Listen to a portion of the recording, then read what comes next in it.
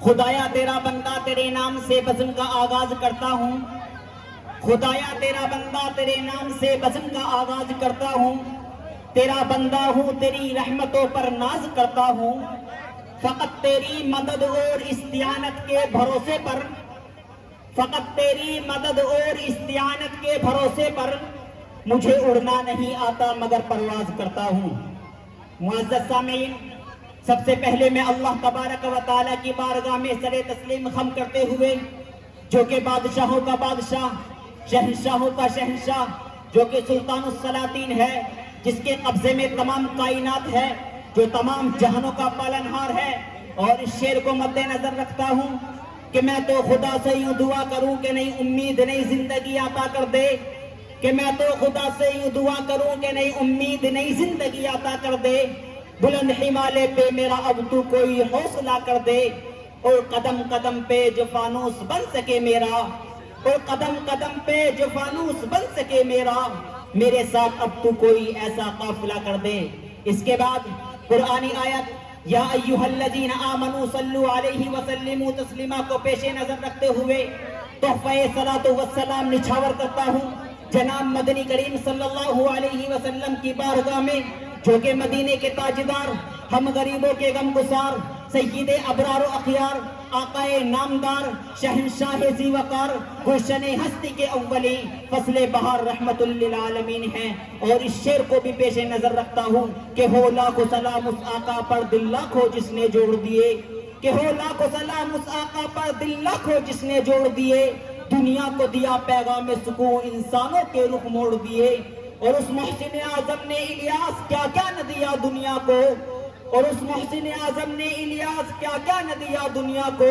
کہیں راہیں دی کہیں دستور دیا کہیں جوڑ دیے۔ معزز سامعین، اس کے بعد حدیث مبارکہ من لم یشکر الناس لم یشکر اللہ کو پیش نظر رکھتے ہوئے میں آپ تمامی حضرات کا شکریہ ادا کرنا چاہتا ہوں کہ آپ تمامی حضرات نے اپنی تمام مشغولیات کو چھوڑ کر، اپنے تمام کاموں کو ترک کر کے ہمارے اس اجلاس کو زینت بخشی، اور ہمارے یہاں پر بہت دور دراز کا سفر طے کر کے تشریف لانے والے علماء کرام اور طویل مسافتوں کو طے کر کے تشریف لانے والے سامعین کرام کی آمد ہمارے لیے باعث فرحت اور شادمانی ہے، اور اس کا ہم لوگ شکریہ ادا نہیں کر سکتے کہ آپ تمامی حضرات نے اپنی تمام مشغولیات کو چھوڑ کر، اپنے تمام کاموں کو ترک کر کے ہمارے اس اجلاس کو زینت بخشی۔ انشاءاللہ ہم اس اجلاس کو بہتر سے بہتر شکل میں آپ کے سامنے پیش کرنے کی کوشش کریں گے، جس میں ایک طرف پرمغز ولولہ انگیز اور بہترین تقاریریں ہوں، تو دوسری طرف نعت و نظم کا پرکیف پربہا سنگم ہو جو آپ کی روح کو تسکین بخشے۔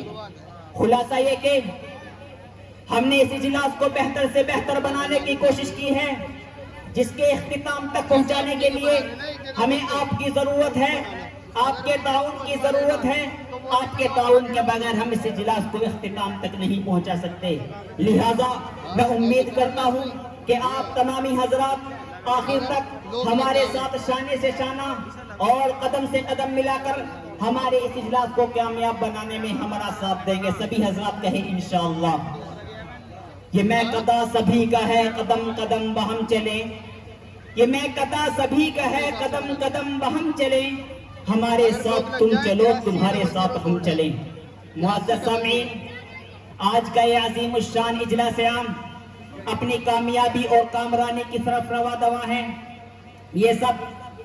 حضرت اقدس حضرت مولانا مفتی سعید الزماں صاحب دامت برکاتہم العالیہ اور اسی طرح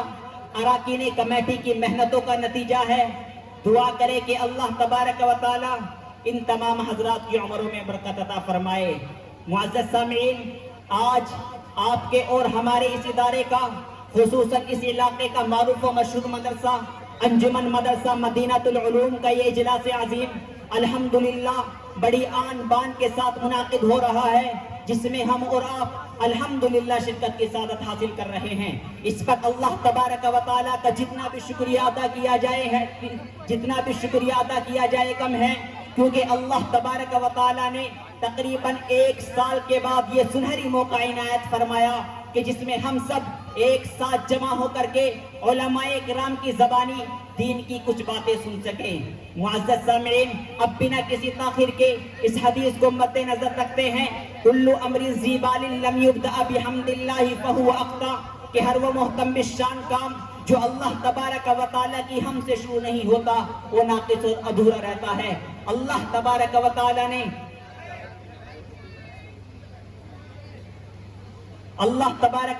نے اس دنیا کے اندر بے شمار مخلوقات کو پیدا کیا، لیکن افضل مخلوق انسان کو بنایا۔ پھر اس نے اس دنیا کے اندر بے شمار انبیاء علیہ السلام کو بھیجا، لیکن افضل نبی حضور اقدس صلی اللہ علیہ وسلم کو ٹھہرایا۔ پھر اس نے اس دنیا کے اندر بے شمار صحیفے اور چند کتابیں نازل کی، لیکن افضل کتاب اپنے پاک نبی حضور اقدس صلی اللہ علیہ وسلم پر نازل کی۔ جب اللہ تبارک و تعالیٰ کی ذات اس قدر قابل تعظیم ہے کہ اگر کوئی اس کی شان عظیم کا کروڑواں حصہ بیان کرنا چاہے تو نہیں کر سکتا، تو اندازہ لگائیے اس کا کلام کس قدر قابل تعظیم ہوگا۔ معزز سامعین، اللہ تبارک و تعالیٰ کی تعریف مختلف انداز، مختلف طریقے اور مختلف طرز پر کی جا سکتی ہے۔ اللہ تبارک و تعالیٰ کی تعریف تو کچھ یوں بھی کی جا سکتی ہے کہ مولا تو ضرور ہے، کہ مولا تو ضرور ہے، تو جلال ہے، تو کمال ہے، لا زوال ہے، نہیں تیرا اہل و عیال ہے اور نہیں تیری کوئی مثال ہے، تو ہی آپ اپنی مثال تو اللہ جل جلالہ۔ مولا میری آن تو، میری شان تو، میری جان تو، میرا ایمان تو، میرا بالائے وہم و گمان تو، میرا خاموشی اعلان تو، میرا میں بھی تو، میرا تو بھی تو، کبھی نیکیوں کی فضا میں تو، کبھی رحمتوں کی ہوا میں تو، کبھی عاصیوں کی خطا میں تو، کبھی شہداء کے رنگے ہنا میں تو۔ مولا تو رحیم ہے، تو کریم ہے، تو سمیع ہے، تو بصیر ہے، تو نعیم ہے، تو عظیم ہے۔ مولا تو حنان ہے، تو منان ہے، تیری سب سے اونچی شان ہے۔ کل من علیہا فان ہے ویبقا رب الرحمن ہے، رہ جائے گا ایک تو ہی تو اللہ جل جلالہ۔ مولا تو عجیب ہے، تو منیب ہے، تو رقیب ہے، تیرے بعد تیرا حبیب ہے جو خطیب ہے، جو طبیب ہے۔ مولا تیری بندگی میری آرزو اللہ جل جلالہ، اور مولا کچھ اس طرح سے میرا حساب ہو، اور مولا کچھ اس طرح سے میرا حساب ہو، میرے لب پہ ناتے جناب ہو اور میرے سیدھے ہاتھ کتاب ہو، نہ حساب ہو نہ عتاب ہو، رہے روبرو محمد خوبرو اللہ جل جلالہ،